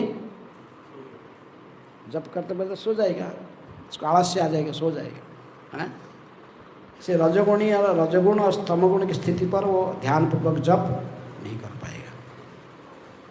कम से कम इसको कहाँ कौन सा स्तर में आना पड़ेगा, सत्वगुण की स्थिति पर, तो स्तर पर आएगा। हैं, ब्राह्मण का गुण होगा, उसके बाद सम दम तप शौच ख्याति आर्जमय वच ज्ञान विज्ञान आस्तिक्य ब्रह्म कर्म स्वभावजन, ब्राह्मण के पर कम से कम सत्वगुण की स्थिति में रहने से वो एक जगह बैठ के ध्यान की जप कर सकता है। इसलिए सत्वगुण के स्थित सत्व प्रसिद्धति, पिछले श्लोक इसीलिए कहा है, तदा रजस्तम भावा काम लोभादय से, काम लोभ ये सब रजगुण तमगुण से ही सदा आता है। हाँ देखिए, स्थिर चित्त कब होगा है, स्थित सत्व प्रसिद्ध, सत्वगुण में आने से स्थिर चित्त में बैठकर कोई कार्य कर सकता है। इसलिए सत्वगुण में आए बिना में ध्यान पर जप नहीं कर सकते। सत्वगुण स्थिति में आने के लिए सत्वगुण के आहार खाओ, सत्वगुण के परिवेश में जप करो, सत्वगुण के समय में सत्वगुण, जो ब्रह्म मुहूर्त है ये सत्वगुण की स्थिति है। ब्रह्म मुहूर्त में जब प्रारंभ से सूर्य उदय सुबह सुबह उस समय बैठ के जप किया जाता है। उसे जप करने से माइंड इतने डिस्टर्ब नहीं होता है। भक्तों की संगति में जप, चाहे कोई भक्त आपको नहीं मिला तो ये तुलसी महारानी है, प्रभुपाद जी है, इनके सामने बैठ के जप करो। चेतना रखो कि मैं यहाँ बैठा हूँ तुलसी महारानी, मैं नहीं, इस समय मैं कुछ बुरा चिंतन नहीं करूँगा, मैं कहीं अन्य काम में नहीं जाऊँगा जब तक मैं तुलसी माला माला में मैं कम से कम 16 माला जप नहीं कर लिया। ये गुरु का आदेश है, दीक्षा के टाइम में वचन दिया है, प्रत्येक दिन माला पर ध्यानपूर्वक 16 माला जप करूँगा। इसको याद करते हुए बैठ के ध्यानपूर्वक जप कर लेना चाहिए। जप इसलिए सुबह सुबह करना चाहिए। जो परमहंस है वो कभी भी जप कर सकते हैं, लेकिन साधकों को सुबह सुबह मॉर्निंग में, दिन जब होता 12 बजे 1 बजे जप करेगा, दोपहर में जप करेगा, वो इतनी क्वालिटेटिवली अच्छा नहीं होता है। जैसे सुबह में जो जप करोगे उसकी गुणवत्ता अलग होता है। ठीक है, आहार को चेंज करो, सत्वगुण के आहार खाओ बोले, रजोगुण तमोगुणी आहार नहीं खाना। सत्वगुणी होगा तो सत्वगुण के आहार करेगा। ज़्यादा मसाला तेल इसको नहीं खाएगा, तेल मसाला मिर्चा 8-10 मिर्चा खाता, कोई मिर्चा खाता रहे, अब मिर्चा खाएगा तो क्रोध आएगा। रजोगुण के आहार नहीं खाना, सत्वगुणी आहार खाओ। सदा शास्त्र अध्ययन करो, झूठ बोलना बंद करो, सत्य कहेगा। तो ऐसे करोगे तो आस्ते आस्ते जप में मन लगेगा। कोई खाएगा रजोगुणी आहार खाएगा और कहाँ से उसको जप का मतलब स्थिर कहाँ से माइंड होगा। कोई पांता खाएगा तमोगुणी आहार, 2-3 दिन का राइस पानी डाल के बस उसको खाएगा, पांता और कुछ खाएगा, खा कर बढ़िया नींद आएगा। तो आहार भी सत्वगुण होना चाहिए, सत्वगुण की परिवेश होना चाहिए। तो फिर जब ध्यान कर पाएंगे सत्वगुण में आने से, रजोगुण तमोगुण के प्रभाव से नहीं होगा। ठीक है।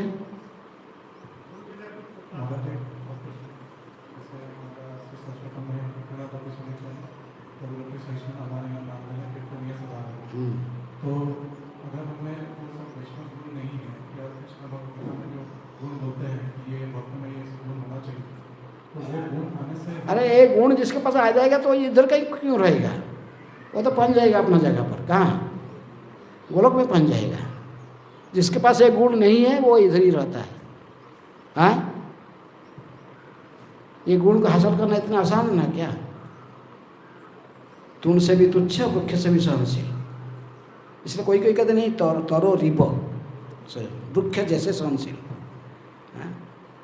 इसलिए प्रभुपाद जी कहते कि तरो रपी सही सुना। आप जो क्या वैष्णव संघ से पढ़ोगे, गीत पढ़ोगे, वहाँ तुणा लिखा क्या? तुणा रपी सुनी चले, तरो रपी सही सुना है वैष्णव के भजन में देखोगे। प्रभुपाद जी कहते हैं मैं देखा हूँ वो बोटानिस्ट का लाइब्रेरी में जो था आशुतोष क्या फेमस बोटानिस्ट कौन जगदीश बोस, उसका लेबोरेटरी में वो प्रभुपाद जी काम के मैनेजर थे। बोले मैं देखा हूँ उन्होंने एक मशीन क्या उद्भावन किया था, तो उस मशीन की बता देता था यदि कोई लेके जाता था उसके वृक्ष के पास में रखता था, कोई हथियार के साथ वृक्ष को काटने के लिए जाता है वृक्ष के पास में, तो उसके शरीर में कुछ प्रतिक्रिया हो रहा है कि तो मशीन बता देता है। तो मशीन को जब लेकर कोई हथियार लेकर काटने के लिए जाता है वृक्ष को, उसके पास ये मशीन जब वो दिखता है कोई हथियार के साथ उसके पास आता है तो भयभीत होता है, मशीन बताता है, और वृक्ष भयभीत हो जाता है उसके यहाँ सो। हाँ, लेकिन जब हरिदास ठाकुर को 22 बाजार में लोग पिटाई कर रहे थे, उनके मन में किसी प्रकार की प्रतिक्रिया नहीं था। वरन वो कह रहे थे प्रभु ये क्या कर रहे हो, ज्ञान है। सुदर्शन तो आकाश में आ गया था समाप्त करने के लिए, लेकिन ये कहते थे नहीं इनको क्षमा करो, हैं ये वैष्णव है। ठीक है, कोई अपने असहायता होकर कोई इसको करने का कुछ कर नहीं सकता, और क्या करेगा, उसको सहन करना ही पड़ेगा। लेकिन किसके पास क्षमता होते हुए भी फिर भी इसको सहन करता है। ये तोरो रोपी सही सुना। वैष्णव वृक्ष से भी अधिक सहनशील होते हैं। घास तो ऊपर पैर रखोगे, बड़ा बड़ा घास तो नीचे दब जाता है, आगे पैर चल जाओगे तो फिर खड़ा हो जाता है ना। कोई सामने आ गया तो प्रणाम कर लिया, दंडवत लगा दिया, सामने जब चला गया तो वो चला गया, वो आ जाएगा, आप पीछे और कोई आएगा, अरे इसको थोड़ी में प्रणाम करने वाला था, सामने आ गया तो क्या करे, प्रणाम तो करना पड़ता है। घास का ही है, घास तो पैर रखो दब जाएगा, लेकिन वो आप आगे चले जाओगे तो खड़ा हो जाएगा। तो इसलिए तुणादपि सुनी जाना, तरोरपि सही सुना। वैष्णव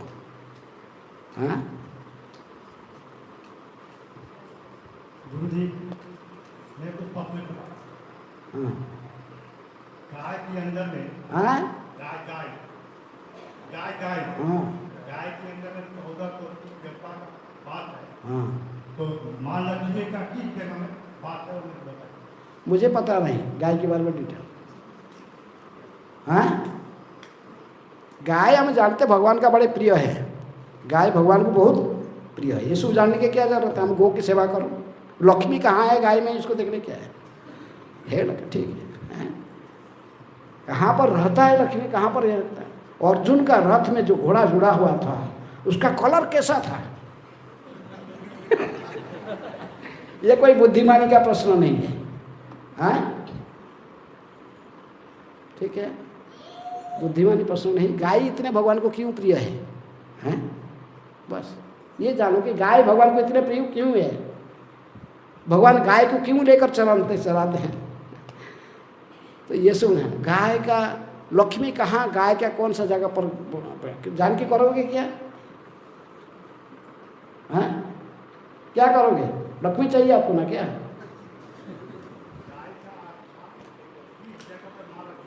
भगवान सभी के हृदय में परमात्मा रूप में रहते हैं। जहाँ भगवान रहते हैं वहाँ पर लक्ष्मी रहती है। लक्ष्मी नारायण दोनों अलग नहीं होते हैं, लक्ष्मी नारायण साथ ही रहते हैं।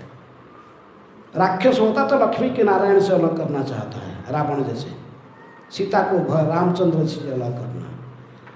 लक्ष्मी जहाँ पर नारायण रहते वहाँ लक्ष्मी रहती है। तो उसको कोई जानने का जरूरत नहीं है। गौ की सेवा करो, गाय की सेवा करो, गाय को प्रसन्न करो, गाय आपको वरदान दे देगी आपके लिए। इंद्र की तरफ से, इंद्र के लिए जैसे ही भगवान को उकिलाती करने आई कौन, सुरभि गाय को लेके आया ना, इंद्र जानता है भयभीत हो गया था, बोला ये भगवान को गाय को बड़ा प्रिय है, इसलिए मेरे को इसको ही वकील बना कर है उसका लेके सामने रख के गाय, स्लोभी गाय को आगे रख के आगे कर करके पीछे पीछे आ रहा था। कौन? इंद्र। गाय को देखकर भगवान की क्रोध शांत हुआ है, शांत हो जाता है। उसने गाय की सेवा जो करता है वो भगवान को प्रिय होता है। गाय सदा सत्वगुण में रहता है। गाय ऐसा पशु है जो सदा सत्वगुण में रहता है। आप नहीं कह सकते मैं मनुष्य हूँ, मैं श्रेष्ठ हूँ गाय से, नहीं। गाय से मल मूत्र भी पवित्र है। इसका मल, इस गोबर, इसके मूत्र, ये सारे पवित्र है।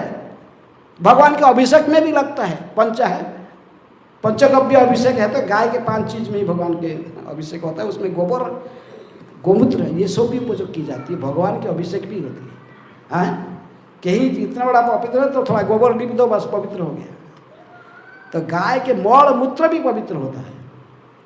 आप बोलोगे मैं मनुष्य हूँ, पढ़ लिया बहुत कॉलेज में, बोला डार्विन थ्योरी के अनुसार तो मनुष्य सबसे लास्ट डेवलपमेंट है शास्त्र में, तो मेरा मल मूत्र क्यों पवित्र नहीं होगा? कॉलेज से कोई मानेगा? इसीलिए ठीक है, गाय जहाँ लक्ष्मी, जहाँ नारायण रहते वहाँ लक्ष्मी रहती, साथ में ही रहती। ठीक है। प्रश्न है कि मैं कौन हूँ, ये बुद्धिमान की प्रश्न है। जैसे सनातन गोस्वामी पूछे, के आमी केने आमाय जारे तापत्रय, मैं हूँ कौन और मुझे 3 प्रकार की दुख क्यों भोगना पड़ता है? आध्यात्मिक, आधि भौतिक, आधि दैविक क्लेश क्यों भोगना पड़ता है? ये इंटेलिजेंट क्वेश्चन है। रसना चैतन्य महाप्रभु बड़े प्रसन्न हुए, बहुत अच्छा प्रश्न किया है। अच्छा, जीवेर स्वरूप है कृष्ण रे नित्यदास, कृष्ण रे तटस्थ शक्ति भेद अभेद प्रकाश। फिर आगे आगे व्याख्या की। और कोई प्रश्न किसकी? हाँ जी, हम सर कॉलेज स्टूडेंट हैं। IVF कॉलेज स्टूडेंट है सर। कहाँ का? Engineering student, BSc। तो हमारे हमेशा एंग्जाइटी रहता है कि हम करियर में आगे कैसे NIT स्टूडेंट ना, क्या बोलूँ मैं सुनना? Engineering student. अच्छा चलो, एंग्जाइटी रहता है कि हम लोग मतलब करियर में कैसे आगे बढ़े। कभी कभी क्या होता है, हमें कोई सेवा मिलती है तो सेवा में ऐसा लगता है कि नहीं, हम ये सेवा नहीं करेंगे, हमारा थोड़ा ज़्यादा आगे बढ़ गए तो करियर में मतलब पढ़ाई थोड़ा छूट जाएगा। ऐसा एंग्जाइटी कभी भी रहता है। संशयात्मा विनश्यति, भगवान क्या कहे? संशयात्मा विनश्यति, संशय में नहीं। और जो संशय में रहेगा भक्ति थोड़ी कर पाएगा। नहीं, पढ़ाई करने जो आप नहीं, जो पढ़ाई जो भक्ति करते वो जो पढ़ाई नहीं करते ऐसा नहीं है। भक्ति करते बहुत अच्छा पढ़ाई करते हैं। भक्ति करते हैं, इनको और भगवान सहायता करते हैं। हमको सारे रिमेम्बर स्मरण करने का शक्ति कौन देता है? सर्वस्व चाहं हृदय सन्निविष्टो मत स्मृति ज्ञानम अपहनम च। भगवान कहते मेरे से ही स्मरण करने का, भूल जाने का शक्ति आता है, ज्ञान भी आता है। और जब भगवान के सच्चे दिल से कोई भक्ति करता, भगवान इसको स्मरण शक्ति देते हैं, वो सब स्मरण कर पाता है। कई हमारे इस्कन के भक्त जो कि अच्छे भक्ति भी करते हैं, अच्छे पढ़ते भी हैं, अच्छा रिजल्ट भी करते हैं। जैसे कि महाराज ने पढ़ रहे नहीं रहे, कैसे सूर्य दामोदर गोस्वामी महाराज पढ़ते कि नहीं? पढ़ते थे ना, PhD भी है, साइंटिस्ट है, शाश्वत भक्ति भी करते थे। कई है, सारे इस्कन में से भरे हुए बहुत अच्छे पढ़ते भी है, अच्छे भक्ति भी करते हैं।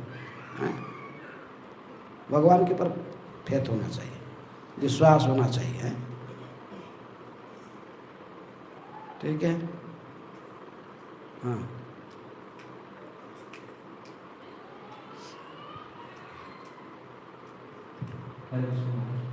महाराज, गृहस्थ जीवन में जैसे गीता में हम लोग सुनते हैं, श्री कृष्ण भगवान कहते हैं सूर्य समय जितना लाभ है हानि है उसमें विचलित नहीं रहते। लेकिन ये पता है कि भगवान हमको मेंटेन कर रहे हैं, भगवान हमको शरण देते हैं, तो जिस परिस्थिति में हमको रखे हैं उसमें संतुष्टि होना चाहिए, परंतु मन में एक अभिलाषा रहता है कि और थोड़ा उपार्जन करना चाहिए, इनकम थोड़ा बढ़ना चाहिए। ये जो द्वंद्व चलता है माइंड में, उस एंजाइटी से दूर रह के एक्चुअली भगवान के प्रति शरणागत हम लोग कैसे रह सकते हैं? गृहेषु अवस्थित राजन,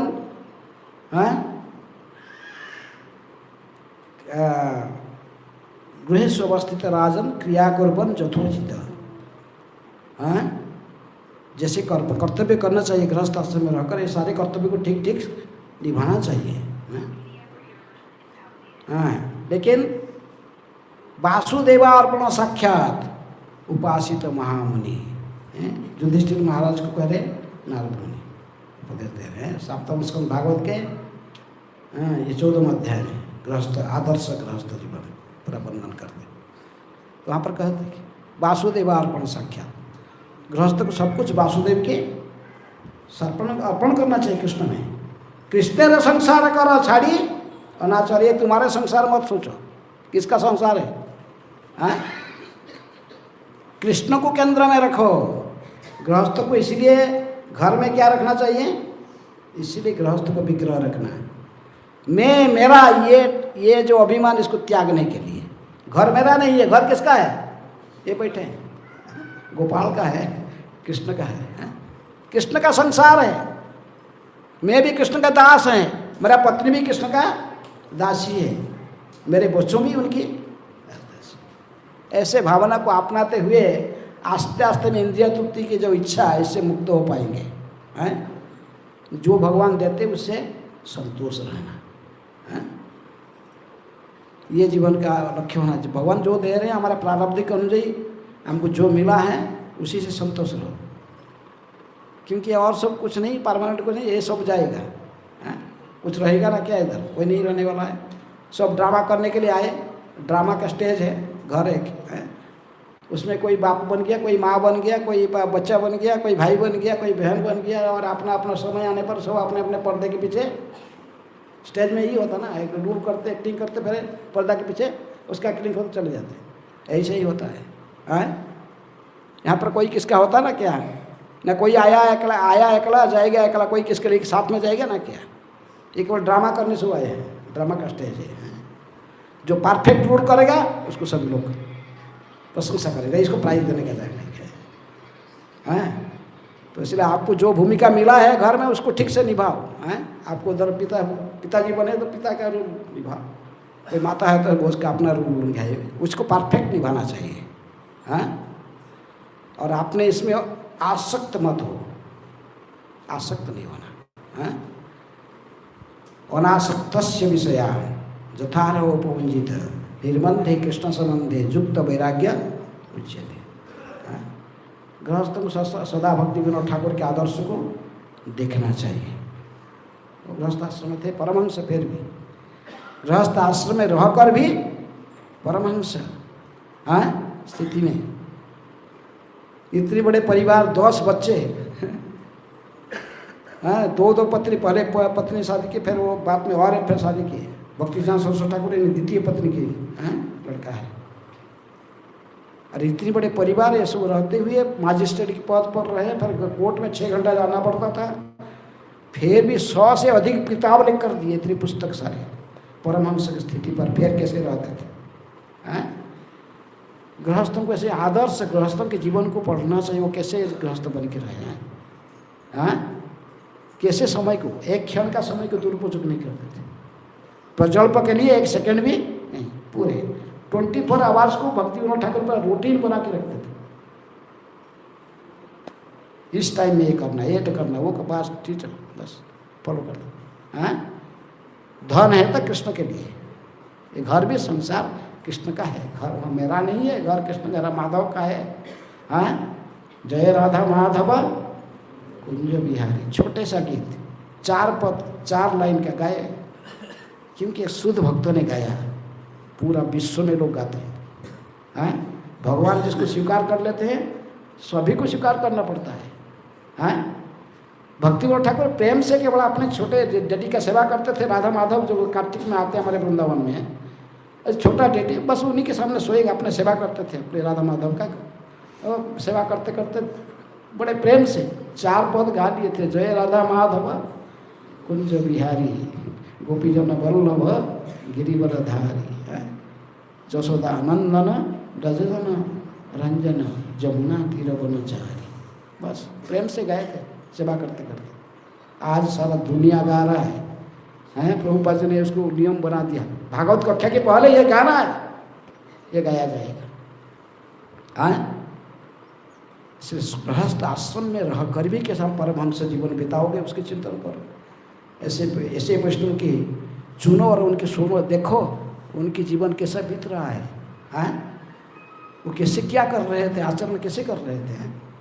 गौर मोहन दई कैसे चलाते थे, इतने बड़े परिवार पर जो कुछ करते, लेकिन 8-10 साधु को खिलाए बिना खाते नहीं थे। कपड़ा के व्यवसाय करते थे, कपड़े दुकान में भी चूहा रहते थे चूहा को भी रोटी खिलाते थे, दूध रोटी खिलाते थे। किसको?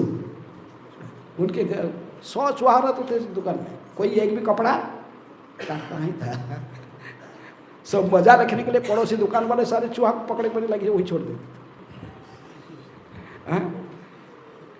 12 बजे बस दूध रोटी को मिलाकर दे दे, पत्र आओ आओ आओ आओ, सब सारे चूहा आके बैठ के खा के चले जाते। वैष्णव किसी को, सभी के अंदर में वो परमात्मा रूप में भगवान को देखता है, इसलिए किसी से हिंसा नहीं कर सकता। मैं घर में आएंगे तो सब जानते थे क्या साधु लोग ये खिलाएगा, तो बस 10-15 आगे बढ़ जाते ठंडी दुकान पर, सबको लेके घर में आएंगे, क्या सबको खिला के बाद में खाते हैं। और अभय सबको प्रणाम करो। प्रभुपाद जी कहते थे मैं बचपन से प्रणाम कर करके थक गया था। एक मेरे कपड़े वाले लाल कपड़े पे निकला, मैं देखा हुआ, उनका मित्र ने नरेंद्र ने जब कहा कि चलो आज एक साधु को तुम मिलाऊंगा, बहुत अच्छे साधु है। बोला मैं साधु ना, इनको भगवा कपड़ा वाले सबको देख देख के मैं तंग आ गया बचपन से, सबको प्रणाम करा था। मेरे पिताजी सबको प्रणाम है, लेकिन पहुंच के सच्चे साधु के पास भक्तिसिद्धांत सरस्वती ठाकुर है, जीवन पूरा बचपन से ही गृहस्थ कैसे। प्रभुपाद जी कहे कि मेरे पिताजी एक शुद्ध वैष्णव थे, भक्त थे। इन्होंने मुझे बचपन से ही मृदंग सिखाया, करताल सिखाया, टीचर रख के राधा कृष्ण की बेटी का विग्रह की सेवा करने सिखाया। बड़े थोड़ा स्कूल में पढ़ता, थोड़ा बड़े हो गया तो मुझे छोटा रथ बनाकर जगन्नाथ का रथ यात्रा करना सिखाया। कौन सिखाया? सारा उनके पिताजी ने घर से ही सीखे। Charity begins at home. जो सीखते हैं बचपन से बच्चे, उसी बड़े होने से उसी को करते हैं प्रैक्टिकल। छोटे छोटे बेटी को बचपन से पूजा करते थे, राधा बड़े हो गए तो वही राधा कृष्ण मंदिर सारे जगह बना दिए राधा कृष्ण के ओर से। छोटा रथ बना के कलकत्ता की गली में बच्चों के साथ घूम रहे थे, पूरा विश्व की जितनी बड़े बड़े शहर में रथ निकल दिए हैं। इसलिए गृहस्थों के सबसे बड़ा कर्तव्य है अपने बच्चों को सही शिक्षा देना। नहीं तो नहीं, माता न सस्यात्, पिता न सस्यात्, जननी न सस्यात्, गुरु न सस्यात्, न समुपैत्य मृत्यु। यदि मृत्यु चक्र जन्मोचक्र से इनको उद्धार नहीं कर पाओगे, वैसे बच्चे पैदा मत करो। शास्त्र कहता है, भागवत कहता है। तो इसलिए सत्र के नाम को देखें। आदर्श ग्रस्त जीवन है तक आदर्श ग्रस्त बने, क्यों नहीं बनेंगे? Impossibility too are lies in fool's dictionary, बुद्धू के डिक्शनरी में रहता है प्रभुपाद जी का। तो हम गृहस्थ बने तो हम बच्चों को भी हैं सदा सही हैं। इसीलिए गर्भाधान संस्कार की क्रिया है, गर्भाधान संस्कार। ये नहीं तेरा मेरा राजी क्या करेगा काजी, ये प्रिंसिपल नहीं है। जैसे वैदिक रीति से माता पिता गुरुजनों के आशीर्वाद के साथ कोई गृहस्थ जीवन में प्रवेश करता है, फिर आदर्श गृहस्थ जीवन निभाए। देखें कैसे गृहस्थ जीवन में रह के भी परमहंस की स्थिति में रह सकते हैं, असंभव नहीं है। थोड़ा संघर्ष करना पड़ेगा, लेकिन असंभव नहीं। ब्रह्मचारी को तो कुछ करना नहीं, बस आप मंदिर में रहते हैं, घंटी आ गया, 9 बजे खाने का बिल पड़ गया, बस सप्लाई मिल गया, मंथली सप्लाई मिल जाता है, टाइम पर खाना मिल जाता है, उसको केवल भजन करना है। सुबह उठकर मंगला आरती में आना है, बैठ के जप करना है, गुरुप्रदेश वो करना है बस, और कुछ अथॉरिटी करने को सेवा करना बस। और गृहस्थ को तो बहुत कुछ करना पड़ेगा है, सब कुछ बहुत। ये तीनों आश्रम उसी से खाते हैं, वो डिपेंड करते हैं गृहस्थ के ऊपर।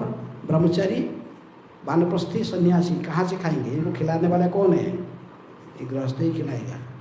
हाँ, तो बहुत जमींदारी की आश्रम है।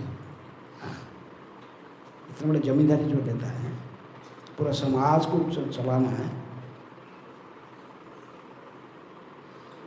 ठीक है, हाँ क्या लास्ट क्वेश्चन? समय बहुत हो चुका है, एकादशी जॉब भी करना चाहिए सबको है। माइक तो माइक दो।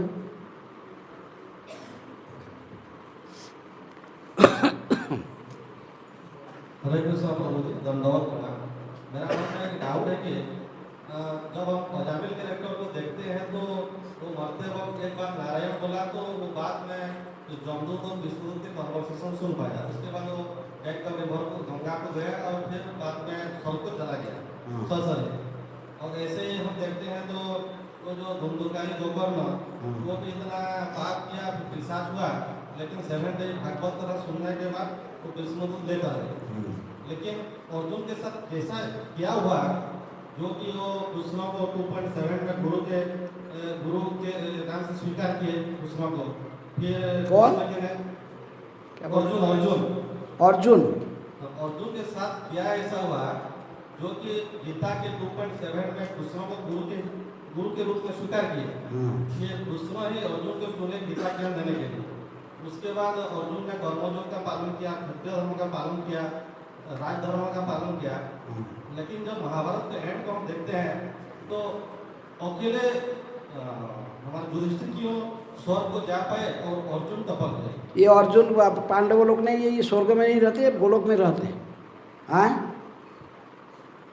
भागवत सिद्धांत के आधार पर पांडव लोग किसके पार्षद है? कृष्ण की पार्षद है। केवल यही मर्त्य रूप में नहीं, ये गोलोक में भी रहते हैं।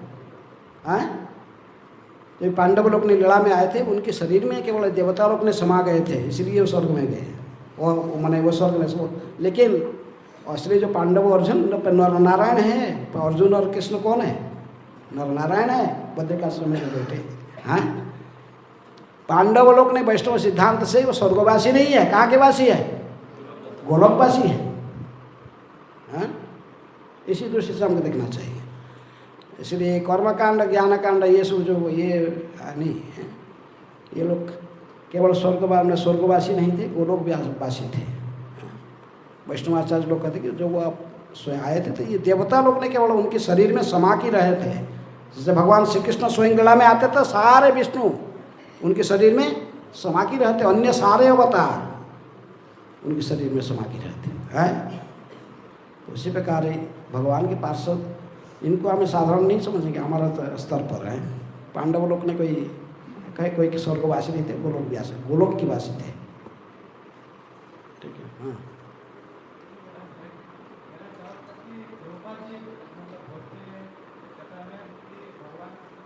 भगवान की शक्ति निराकार है, भगवान अचिंत्य है। और फिर बोलते हैं मायावादी जो है वो कौन वाला भगवान और निराकार है? भगवान की शक्ति निराकार है। भगवान की शक्ति में भगवान को भी प्रभुपाद जी को भी नहीं कहे कि भगवान और निराकार है। भगवान को अचिंत्य शक्ति है, सर्वव्यापी है। हाँ बस।